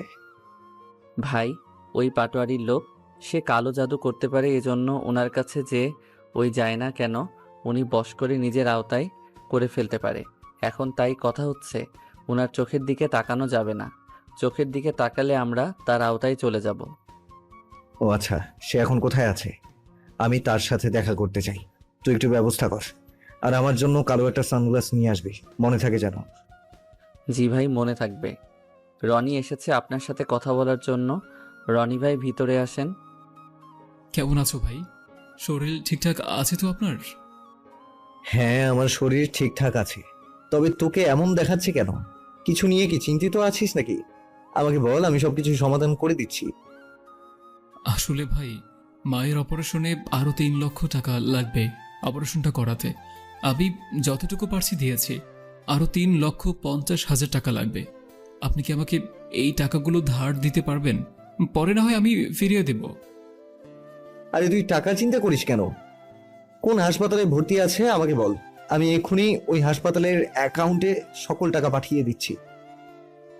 RK মেডিকেল কলেজ, ওই হাসপাতালে আম্মুকে ভর্তি করিয়েছি, যাতে কিছু টাকা ছাড় পাই আর কি। আচ্ছা, হাসপাতালে আমার বোন এবং দুলাভাই আছে, আমি তাদেরকে বলে দিয়েছি অপারেশনটা শুরু করতে। তোর আর টাকা দিতে হবে না, তুই হাসপাতালে চলে যা। ঠিক আছে ভাই, আপনি থাকেন তাহলে, আমি গেলাম। রনি চলে গেল। এইদিকে সৈকতের জ্ঞান ফিরতেই মেঘ বলতে লাগলো, কিরে, তোর কেমন লাগছে এখন? আলহামদুলিল্লাহ ভালো ভাই, তবে আপনি আমাকে এইখানে আনলেন কি করে? আমি তো আমার বাসায় ছিলাম, তখন পলাশ আমার স্ত্রীকে ভয় দেখিয়ে সবকিছু নিয়ে যায় আমার ঘর থেকে। আমি যখন বাধা দিতে যাব এমন সময় সে আমার বুকে 5টা গুলি করলো। এরপর আর কিছু মনে নেই। পলাশের নাম্বারটা আছে নাকি তোর কাছে? আছে, তবে ভাই সে কি আর এখন আগের সিম চালাবে না? নিশ্চয়ই সে নতুন সিম কিনেছে। সেটা আমি জানি রে, তুই আগের নাম্বারটা দে, বাকিটা আমি দেখছি কি করা যায়। সৈকত মেঘকে ফোন নাম্বারটা দিয়ে দিল। মেঘ কাকে যেন ফোন দিল। নাম্বারটা দিতেই 10 মিনিট পর ওই পাশ থেকে আবার ফোন কল আসলো। মেঘ রিসিভ করতেই বলতে লাগলো, ভাই এখন সে RS মেডিকেল কলেজ হাসপাতালে আছে, আপনি যান তাড়াতাড়ি। ঠিক আছে, রাখি এখন। মেঘ ফোনটা রেখে রনিকে ফোন দিল তাড়াতাড়ি। ওই পাশ থেকে রনি ফোনটা রিসিভ করতেই বলতে লাগলো, শোন মন দিয়ে আমার কথা, পলাশ হাসপাতালে আছে, তুই তোর মায়ের দিকে ভালোভাবে খেয়াল রাখিস। আর পলাশকে দেখলেই আমাকে ফোন দিবি, আমি চলে আসব, খুব কাছে আছি। ভাই পলাশ তো আমার সামনে দাঁড়িয়ে আছে, আমি ওর সামনেই গাড়িটা পার্কিং করেছি। এখন কি করব? পলাশকে কি ধরে ফেলবো নাকি? না, এখন আর কোনো দরকার নেই, তুই শুধু ওর পেছনে পেছনে থাক আর দেখ সে কি করে, বাকিটা আমি এসে দেখছি। ঠিক আছে ভাই, আসেন তাহলে। মেঘ চলে আসলো RS মেডিকেল কলেজ। আমি যেতেই আপু, কিরে তুই এখানে কি করিস হঠাৎ? আপু, তোমাকে তো ফোন দিয়ে বলেছিলাম রুগীটাকে দেখতে, দেখেছো নাকি? দেখছি, তবে তোর দুলাভাই অপারেশন করতেছে। আর পলাশকে চিনিস নাকি? চিনি, তবে আমি যে পলাশের কথা বলছি, দেখো তো এইটা নাকি? এটা ওনাকে জেলে নিয়ে গেছে, মাদক পাচারের সাথে ধরা পড়েছিল একটু আগে। সত্যি বলছো আব্বু নাকি মিথ্যা? তোর কাছে মিথ্যে বলতে যাব কেন তুই বল? মিথ্যে বলে এইখানে আমার কি লাভ? আমি তো আমার লাভ লস কোনোটাই দেখতেছি না। আচ্ছা, তুমি কাজ করো তাহলে, আমি থানা থেকে আসছি। এই বলে মেঘ চলে গেল থানায়। গিয়ে দেখতে পেল যে পলাশকে লকআপে ঢুকিয়ে রেখেছে। মেঘকে দেখে থানার ওসি চেয়ার থেকে উঠে এসে বলতে লাগলো, ভাই আপনি এখানে কি করেন? আমি এখানে কি করি এটা বড় বিষয় না, বড় বিষয় হচ্ছে পলাশকে আমার চাই। কিন্তু ভাই তাকে আদালতে তুলতে হবে কালকে। এখন যদি আপনাকে দিয়ে দিই তাহলে আদালত থেকে আমার চাকরিটা নিয়ে নেবে। আপনার চাকরি নিয়ে ভাবতে হবে না, আপনি শুধু এক কাজ করেন, পলাশকে আমার হাতে তুলে দেন। আমি আদালতে কালকে নিয়ে আসবো পলাশকে। ঠিক আছে ভাই, চলেন তাহলে। ওসি পলাশকে মেঘের হাতে তুলে দিল। মেঘ পলাশকে নিয়ে সোজা ডেরায় চলে আসলো। পলাশকে দেখতে পেয়ে আকাশ তো বেশ খুশি। ভাই, এই শালাকে কোথায় পাইছেন? এই শালাকে না পুলিশে ধরে নিয়ে গেছে? থানা থেকে নিয়ে এসেছি। এখন এই শালাকে একটা চেয়ারের সাথে বেঁধে ফেল, আর আমার বক্সটা নিয়ে আয় একজন। এই নেন ভাই আপনার বক্স। রাখ এইখানে। বক্সটা রেখে মেঘ একটা চেয়ার টেনে পলাশের বরাবরই বসলো আর বলতে লাগলো, তোর ক্ষতি করেছিলাম আমরা, তাহলে তুই সৈকতকে মারলি কেন এটা বল। আর ওর ঘর থেকে সবকিছু চুরি করে কোথায় নিয়ে গেছিস? পলাশ কোনো কথা বলছে না। এটা দেখে মেঘ বক্স থেকে কাটারটা বের করে পলাশের এক পায়ের আঙ্গুল সব কেটে ফেলে দিল, আর ওইখানে গুঁড়া মরিচ আর লবণ দিয়ে দিল। পলাশ চিৎকার করতেছে। মেঘ আবারও জিজ্ঞেস করলো, কিরে সত্যি কথা বলবি নাকি আরেক পায়েরও এই অবস্থা করব? না ভাই প্লিজ, আর কাইটেন না।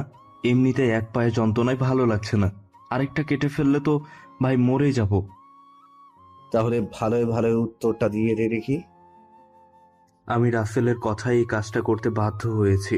রাসেল আমার মেয়েকে তুলে নিয়ে গেছে।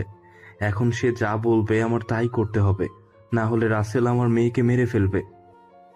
তোর মেয়েকে নিয়ে চিন্তা করিস না, তুই আদালতের ফাঁসির আসামি, এটা তুই ভালো করেই জানিস।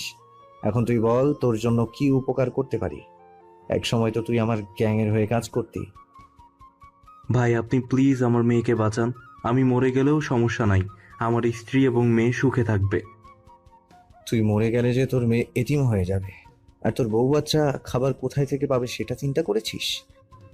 আপনার গ্যাংয়ের হয়ে যখন কাজ করতাম তখন কিছু টাকা দিয়ে একটা কাপড়ের দোকান দিয়েছিলাম। এখন ওই বড় হয়েছে অনেক, ওইখান থেকেই যা টাকা আসে আমার বউ বাচ্চা খেয়ে থাকবে। এই কথা, তাহলে ঠিক আছে, তুই চিন্তা করিস না। তোর মেয়ে কালকে তোর বাসায় পৌঁছে যাবে। চল তোকে থানায় দিয়ে আসি। ও, আরেকটা কথা মনে পড়ে গেছে। জি ভাই বলেন, কি কথা? তুই তো রেড গ্যাংয়ের হয়ে কাজ করতি, এখন কি হয়েছে ওই গ্যাংয়ের? রেড গ্যাং এখন বাইরের দেশে মেয়ে পাচার করে। ঢাকা মতিঝিল থাকে সে এখন, আর তাকে চাইলেও ধরা যায় না। আমরা যাওয়ার সাথে সাথেই সে কোথায় যেন চলে যায়। ও এই ব্যাপার, আচ্ছা দেখি সে কতটুকু যেতে পারে। এই বলে মেঘ পলাশকে নিয়ে থানায় দিয়ে আসলো। রাতে খাওয়া দাওয়া করে মিশনের জন্য রেডি হয়ে চলে গেল মতিঝিল রেড গ্যাংয়ের বাড়িতে। চুপি চুপি তার বাসায় ঢুকে গেল। বাসার ভিতরে ঢুকতেই রেড গ্যাংয়ের লিডার বলতে লাগলো, কে রে তুই, আর এইখানে কি করিস? আগে তো কখনো দেখি নাই তোকে এইখানে। আমি কে সেটা পরে জানতে পারবি, এখন কথা হচ্ছে তুই আমার সাথে যাবি, এটা আসল কথা। যেখানে নিয়ে যাই সেখানে যেতে হবে তোর। আর না গেলে কি করবি শুনি? না গেলে সোজা উপরে পাঠিয়ে দেব। এটা বলতেই রেড গ্যাংয়ের লিডার তার ঘরের লাইটটা জ্বালালো। সামনের চেয়ারে বসে আছে মেঘ। মেঘকে দেখে কিছুটা আতঙ্কিত হয়ে বলতে লাগলো, মেঘ তুই এইখানে? আরে 5 বছর পর ফিরে আসলাম, চিনে ফেললি নাকি? যাক, চিনে ফেলেছিস ভালোই হয়েছে। এখন সোজা কথায় আসা যাক। পলাশের মেয়েকে বল ছেড়ে দিতে, না হলে এইটা দেখেছিস, এক্ষুনি গুলি করে তোর বুক ছাঁচড়া করে ফেলবো। ঠিক আছে বলতেছি, তবে আমাকে মারিস না প্লিজ। আমি তোর সব কথা শুনবো, তুই যা বলবি তা অক্ষরে অক্ষরে পালন করব। ঠিক আছে, দেখি কতটা পালন করতে পারিস। এখন তোর লোকের ফোন দিয়ে বলে দে যে পলাশের মেয়েকে পলাশের বাড়িতে দিয়ে আসতে। মেঘের কথা শুনে রেড গ্যাং তাই করলো। তার লোকদের ফোন দিয়ে বলে দিল যে পলাশের মেয়েকে তার বাসায় দিয়ে আসতে। ভাই বলে দিয়েছি, কিছুক্ষণ অপেক্ষা করেন, তারা দিয়ে আসবে। তারা দিয়ে আসুক, বাকি কথাগুলো সেরে ফেলি না হয়। তোর অ্যাকাউন্টে যত টাকা আছে আমার অ্যাকাউন্টে পাঠিয়ে দে। ভাই আবার অ্যাকাউন্টে টাকা আসবে কোথায় থেকে? আবার অ্যাকাউন্ট তো ফাঁকা। তুই কি ভেবেছিস আমি গ্যাং ছেড়ে দিলেও কিছুই খবর জানবো না? এই 5 বছরে যতগুলো অন্যায় কাজ করেছিস সবগুলোর হিসাব নিব আজকে। এই আকাশ, ভেতরে আয় তো। আকাশ ভিতরে গিয়েই রেড গ্যাংয়ের লিডারকে দেখে অবাক হয়ে বলতে লাগলো, সবুজ, তুই এইখানে? কিরে আকাশ, এই শালাকে চিনিস নাকি? জি ভাই, ও আমাদের দলের হয়ে কাজ করত। ওরে ফোন দিয়েছিলাম অনেকবার, কিন্তু কেটে দিয়েছে। সেটা তো জানি, কেন কাটলো? এখন কথায় আসি, টাকা দিবি কিনা বল। ভাই আমার কাছে সত্যি টাকা নাই, প্লিজ আমাকে ছেড়ে দেন। রেড গ্যাং লিডারের মুখে এমন কথা শুনে মেঘ রাগে তার পুরো মুখ লাল হয়ে গেল। এটা দেখে রেড গ্যাংয়ের লিডার কিছুটা ভয় পেয়ে বলতে লাগলো, ভাই আপনার অ্যাকাউন্ট নাম্বারটা বলেন, আমি এখনই সব টাকা পাঠিয়ে দিতেছি। রেড গ্যাং লিডারের মুখে এই কথা শোনার সাথে সাথে ওর 2 হাঁটুর গিরা বরাবর দিল 2টা গুলি করে। রেড গ্যাংয়ের লিডার জোরে চিৎকার করে মাটিতে পড়ে গেল। ভাই আমি আপনার পায়ে পড়তেছি, ভাই প্লিজ আমাকে মাফ করে দেন, আমি আর কখনোই এমন কাজ করব না। তুই বেঁচে থাকলে তো করবি। তাড়াতাড়ি আমার অ্যাকাউন্টে সকল টাকা পাঠিয়ে দে, 1 পয়সাও যাতে তোর অ্যাকাউন্টে না থাকে। এটা দেখবি আকাশ তুই। ঠিক আছে ভাই। মেঘ তার পকেট থেকে একটা সিগারেট ধরিয়ে খেতে লাগলো। রেড গ্যাংয়ের লিডার তার সকল টাকা পয়সা দিয়ে দিল মেঘের অ্যাকাউন্টে। আকাশ টাকার পরিমাণ এত কম দেখে বলতে লাগলো, ভাই, গত 5 বছরে এমন কোনো দিন নাই যে এই শালা মেয়ে পাচার বা অন্যান্য কাজে ছিল না, কিন্তু আপনাকে যে টাকা দিয়েছে এখানে তো খুবই কম টাকা। আমার মনে হয় আরও অন্যান্য ব্যাংকে তার টাকা আছে। কিরে, আবার গুলি খাওয়ার জন্য এমন করছিস নাকি? না হয় ভাই প্লিজ, আমি সব টাকা আপনার অ্যাকাউন্টে পাঠিয়ে দিতেছি, তবুও মারবেন না আমাকে। সবাই এই মেঘ নামটা এক ডাকে চেনে, আর তুই কিনা আমার লোক হয়েও চিনতে পারলি না আজ পর্যন্ত আমাকে। আগে হয়তো সবাইকে মাফ করেছি, কিন্তু এখন কি আর মাফ করা যায় তোকে? এখন আর মাফ করব না। তাড়াতাড়ি কর, আমার হাতে সময় নেই। রেডের পর যে সকল ব্যাংকে টাকা ছিল সব টাকাই মেঘের অ্যাকাউন্টে ট্রান্সফার করে দিল। মেঘ টাকাগুলো পেয়ে রেড গ্যাংয়ের লিডারের মাথায় পিস্তল ঠেকিয়ে বলতে লাগলো, আল্লাহ, জীবনে অনেক পাপ করেছি, এখন এই পাপ থেকে মুক্তি পাওয়ার ইচ্ছে হয়েছে। সমাজে কিছু লোক আছে, তাদের শেষ করে ভালো হয়ে যাব। আল্লাহ আপনি সহায় হন। এই বলে মেঘ গুলি করে দিল।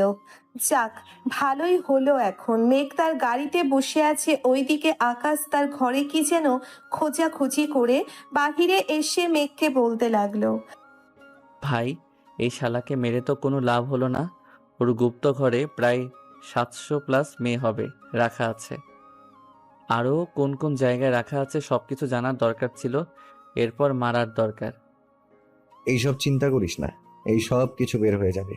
আগে তুই এক কাজ কর, তোকে একটা চাবি দিচ্ছি, এই চাবিটা নিয়ে লালবাগ কেল্লার উল্টো পাশে গিয়ে দেখবি একটা ঘর আছে। ওই ঘরে থাকলেও থাকতে পারে, কারণ ওই ঘরটা আমি আর ও ছাড়া অন্য কেউ জানতো না। ও আচ্ছা, ঠিক আছে, আপনি ডেরায় যান, আমি না হয় দেখে আসি গিয়ে ওইখানটা। যা। আকাশ চলে গেল। মেঘ তার গাড়িটা নিয়ে সোজা ডেরায় চলে আসলো। এমন সময় মেঘের বোনের ফোন। কলটা রিসিভ করে কানের কাছে নিতেই ওই পাশ থেকে বলতে লাগলো, চাচ্চু, ও চাচ্চু, তুমি কোথায়? কখন আসবে তুমি? এই তো চাচ্ছু, আমি কাজে আছি, 2 দিন পর আসবো। চাচ্ছু বুঝি মন খারাপ? তোমার সাথে কথা নাই আমার, যাও। এই বলে মামনি ফোনটা কেটে দিল। মেঘ আবার ফোন দিতেই এবার তার বোন ধরে বলতে লাগলো, কি রে, তুই কোথায় আছিস রে? তাড়াতাড়ি বাসায় আয়। এইদিকে একটা সমস্যা হয়ে গেছে, কালকে সকালেই বাসায় আসবি তুই। ওইখানে আবার কি সমস্যা হয়েছে? ওইখানে তো কোনো সমস্যা হবার কথা না। তাহলে সমস্যা হবে কেন? আচ্ছা, আমি কাল সকালে তোমাদের বাসায় আসছি। নাই, এখন রাখি তাহলে, অনেক রাত হয়েছে। রাখো। ফোনটা কেটে মেঘ তার রুমে এসে সবকিছু পাল্টে ঘুমিয়ে পড়ল। সকালে আকাশের ডাকে ঘুম ভাঙলো মেঘের। ভাই, আপনার ধারণাই ঠিক ছিল। ওই বাড়িতে ওই মেয়ে রাখা ছিল। আমাদের লোকদের কাজে লাগিয়ে দিয়েছি, তারা সবাই সব মেয়েদেরকে তাদের বাসায় পৌঁছে দিতে গেছে। ভালো কাজ করেছিস। খাওয়া দাওয়া করে নে তোরা, আমি একটু বাসা থেকে ঘুরে আসছি। ঠিক আছে, যান তাহলে। আর বুলেট প্রুফ গাড়িটা নিয়ে যাবেন, যাতে কেউ আপনার ক্ষতি না করতে পারে। ওইসব নিয়ে তোর চিন্তা করতে হবে না, আমার জানাই আছে কি করতে হবে কি না করতে হবে। মেঘ উঠে ফ্রেশ হয়ে গাড়িটা নিয়ে সোজা তার বোনের বাসায় চলে গেল। কলিং বেল দিতেই মামুনি এসে দরজা খুলে দেখে মেঘ দাঁড়িয়ে আছে। মেঘকে দেখে মুখটা বেঁকিয়ে চলে গেল ওইখান থেকে। মেঘও চলে আসলো তার বোনের কাছাকাছি। কি হয়েছে আপু, এত জরুরি আসতে বললে যে? বস এখানে। সকালে কিছু খাইছিস নাকি আগে বল? না খাইনি, তবে খাবো পরে। এখন বলো কি হয়েছে? তোর বিয়ে ঠিক করেছে আব্বু। আশা করতেছি যে তোদের বিয়েটা সামনের সপ্তাহে দিয়ে দিবে। জানা নেই বলা নেই বিয়ে ঠিক করলেই হবে নাকি? আমি তো এখন পর্যন্ত মেয়েকেই দেখিনি। মেয়ে যদি আমার পছন্দ না হয় তাহলে আমি বিয়ে করতে যাব কেন? মেয়েটা অনেক সুন্দর আছে রে, তবে তুই আগে দেখেছিস এবং পছন্দও করিস, এর জন্যই ওই মেয়ের সাথে তোর বিয়ে ঠিক করেছে। এখন তুই বল, কবে বিয়ে করবি? এইসব বিয়ে টিয়ে নিয়ে এখন আমি কোনো চিন্তা করছি না, এটাই ফাইনাল। তোমরা যা খুশি করতে পারো। আমরা তো চাইলে তোর সাথে বিয়ে করিয়ে দিতে পারি, কিন্তু তোর অনুমতি ছাড়া বিয়ে করাবো না। তার জন্যই ফোন দিয়ে তোকে ডেকে এনেছি। আচ্ছা সত্যি করে বলো তো, মেয়েটা কেমন? মেয়েটা হচ্ছে একটু গন্ডি টাইপের, মাঝে মধ্যে মারামারি করে এই আর কি। তবে চিন্তা নেই, আমার ভাই সব ঠিক করে নিবে, তাই না? আমাকে তো বলদ পেয়েছো, এর জন্য ভুলভাল বলে গলায় একটা ঝুলিয়ে দিতে চাইছো। আমি কি বুঝি না নাকি? বুঝে যখন গেছিস তবে ঝুলে যা, সমস্যা কি? আমরা তো আছি, যেটা প্রয়োজন হবে সব দিয়ে দিব তোদের। আমার কিছুই লাগবে না, শুধু লাগবে আমার মামুনিটাকে। এই বলে মেঘ মামুনিকে কোলে নিয়ে তার হাতে একটা চকলেট দিয়ে কথাগুলো বলতো। আচ্ছা তোমরা বিয়ের ব্যবস্থা করো, এবার না হয় বিয়েটা করেই ফেলবো। সত্যি বলতেছিস তো? আবার পরে মানা করবি না তো? না না, আর পরে মানা করবো না। তোমরা বিয়ের দিন তারিখ ঠিক করো, আমি গেলাম এখন। খাবার খেয়ে যা, সকালে তো মনে হয় কিছুই খাস নাই। তোর পছন্দের মাছ রান্না করেছি। তাহলে তো খেয়েই যেতে হচ্ছে, তাড়াতাড়ি খাবার দাও। মেঘ খাবার খেয়ে সোজা তার ডেরায় চলে গেল। গিয়ে দেখে আকাশ বসে বসে কি যেন ভাবতেছে। কি রে আকাশ, তোর মন খারাপ নাকি? না ভাই, এমনি ভালো লাগছে না। তোর তো জ্বরে গা পুড়ে যাচ্ছে, চল মেডিসিন নিবি এখন। খাবার খেয়েছিস নাকি? খাইছি। আকাশকে নিয়ে মেঘ তার কেবিনে চলে গেল। অন্যদিকে খাদিজা বসে আছে রুমে। আজকে 5 দিন হলো কিচ্ছু খাচ্ছে না। এমন সময় খাদিজার বাবা রুমে প্রবেশ করলো। মারে এবার অন্তত খেয়ে নে। আর তোর জন্য একটা সুখবর আছে, খাবারগুলো খাইলে এরপর বলবো সুখবরটা।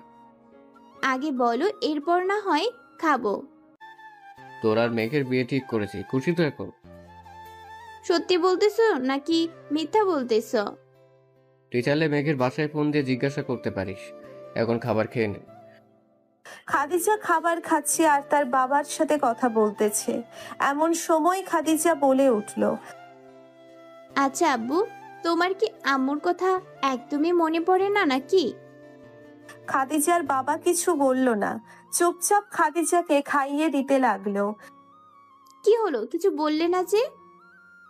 মনে পড়লেও তো কিছু করার নাই। তোর মাই আমাকে ভুল বুঝে চলে গেছে। ফিরিয়ে আনার জন্য অনেক চেষ্টা করেছি, কিন্তু আসে নাই। সে আর আসবে না বলেছে। এই বলে খাদিজার বাবা উঠে চলে গেল। অন্যদিকে মেঘ তার কাজ নিয়ে ব্যস্ত হয়ে পড়ল। দেখতে দেখতে 10 দিন কেটে গেল। রাতে মেঘ তার কেবিনে শুয়ে আছে, এমন সময় আকাশ আসলো আর বলতে লাগলো, ভাই অনেক তো হলো, এবার না হয় করে ফেলেন। আমি আবার কি করব? এবার না হয় বিয়েটা করে ফেলেন। মেয়ে পছন্দ থাকলে বলেন, আমরা কথা বলে দেখি। বাসা থেকে মেয়ে পছন্দ করেছে, তাদের তো আর মানা করতে পারি না, তাই না? তবে শুনেছি এই সপ্তাহের মধ্যে আমাদের বিয়ে নাকি সব ঠিক হবে। যাক, শুকুর আলহামদুলিল্লাহ, অবশেষে একটা বিয়ে খেতে পারবো। অনেক বছর হয়ে গেছে বিয়ে খাই না কারো। আপনারটা দিয়ে শুরু করব। হুম, ওই দিকের কি খবর ওইটা বল আগে। মিশন আছে নাকি আমাদের আর কোনো? না ভাই, এখন আর শত্রুপক্ষ আসে না বাহিরের দেশ থেকে। আপনার বিয়েটা নিশ্চিন্তে খেতে পারবো। ঠিক আছে, খাস। এখন এক কাজ কর, গিয়ে ঘুমিয়ে থাক, রাত তো হয়ে গেছে অনেক। আপনিও ঘুমিয়ে থাকেন। আকাশ চলে গেল। মেঘও তার বিয়ের কথা চিন্তা করতে করতে ঘুমিয়ে গেল। সকালে মেঘের ঘুম ভাঙলো ফোন কলে। রিসিভ করতেই ওই পাশ থেকে মেঘের আব্বু বলতে লাগলো, কিরে মেঘ, কোথায় আছিস এখন? বাসায় আসবি না নাকি? এই তো আব্বু, আছি কাজে। আর এখন বাসায় গিয়ে কি করব? কোনো কাজ কাম নেই ওইখানে। তোর বিয়ে ঠিক করেছে এটা জানিস না নাকি? জানি, আপু বলেছে আমাকে। এখন বলো কবে আসতে হবে আমাকে? আজকেই আসতে হবে তোর। তোর বিয়ের আজকেই দিব, কোন অনুষ্ঠান ছাড়াই। এটা কি করে হয়? আমার এত এত লোক, তারা আমার বিয়েতে মজা করবে ভেবে রেখেছে, আর তুমি বলছো অনুষ্ঠান ছাড়াই বিয়ে হবে? এটা হয় না আব্বু। হবে না কেন? তোর কি ইচ্ছে সেটা বল আগে। আমি চাই অনুষ্ঠান করে বিয়ে হোক। আচ্ছা ঠিক আছে, অনুষ্ঠান করেই বিয়ে হবে, তবে এটা আজকে রাতেই হবে। কিন্তু এটা কিভাবে সম্ভব? আজকে রাতে এত আয়োজন কিভাবে করা হবে? কমিউনিটি সেন্টারে সবকিছু আয়োজন করা আছে, শুধু কাজই আসবে আর বিয়ে করিয়ে দিবে তোদের। কিন্তু আব্বু, এখন যদি আমি বিয়ে না করি তাহলে কেমন হবে? বিয়ে করবি না মানে? এইসব কি বলতেছিস? কি আর বলবো, আমি বিয়ে করব না আজকে। আমি আরো 2 বছর পর বিয়ে করব। আম্মু গো, তোমার জামাই নাকি আরেকটা বিয়ে করবে বলছে। এইদিকে আসো, দেখো তোমার জামাই কি বলে। এই বলে রাশেদ চৌধুরী মেঘকে দিল এক দৌড়ানি। মেঘ গিয়ে তার রুমে দরজা লাগিয়ে দিল। রাতে সবাই কমিউনিটি সেন্টারে বসে আছে, কনে পক্ষ এখনো আসে নাই। এটা দেখে মেঘ বলতে লাগলো, আব্বু, মেয়ে তো আসেনি। মেয়ের কি এই বিয়েতে অমত আছে নাকি? তোর বিয়ে তো আগেই হয়ে গেছে, তোর বউ তোর পাশেই বসে আছে। আমি তাকিয়ে দেখি খাদিজা আমার পাশে বসে আছে। আপু, খাদিজা আমার বউ? আমি খাদিজা, তোর বউ। না, এটা হতে পারে না। আমি এই বিয়ে মানি না। আমি এই শাকচুন্নির সাথে বাসর করব না। কি? আমি শাকচুন্নি? খাদিজা আর মেঘের পরিবার আরো আগেই বাসায় চলে এসেছে। রাতে খাদিজা খাটের উপর বসে আছে। মেঘ খাদিজার পাশে গিয়ে বসতেই খাদিজা তার বালিশের নিচ থেকে ছুরিটা বের করে মেঘকে বলতে লাগলো, আমি শাকচুন্নি তাই না? দাঁড়া, তোকে দেখাচ্ছি কে শাকচুন্নি। এই খাদিজা মেঘকে ধাক্কা দিয়ে বিছানায় ফেলে দিল। মেঘের হাত পা খাটের সাথে বেঁধে বলতে লাগলো, এবার চান্দু আমি তোমাকে দর্শন করব। এখন কোথায় যাবে তুমি? খাদিজা এখনো মেঘকে দর্শন করবে। আপনাদের আর কিছু শোনা লাগবে না, আপনারা চোখ বন্ধ করে চলে যান। আর গল্পটা কেমন লেগেছে অবশ্যই বলে যাবেন। ধন্যবাদ।